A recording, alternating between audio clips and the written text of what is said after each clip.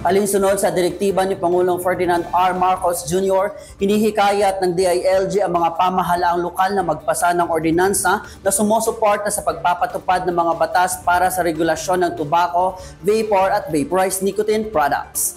Sa isang memorandum circular, iginiit ng DILG na ang ordinansa ay kailangang alinsunod sa batas at hindi dapat nakahiwalay ang standard sa pagbebenta, paggawa at distribusyon ng mga naturang produkto. Tinatasan din ng mga LGU na aktibong ipatupad ang Tobacco Regulation Act of 2003, Vaporized Nicotine and Non-Nicotine Products Regulation Act, Graphic Health Warning Law at iba pang kaugnay na batas.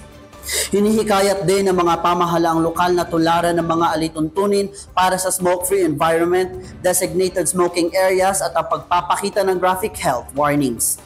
Ipinaaalala rin ng DILG ang pagbabawal sa paggamit ng vaporized at non-nicotine products sa loob ng pampublikong lugar gaya ng elevators at hagdanan at hindi pagbebenta nito sa mga non-smokers at edad 21 pababa. Ang buwan ng Hunyo ay idineklarang National No Smoking Month alinsunod sa Proclamation No. 183.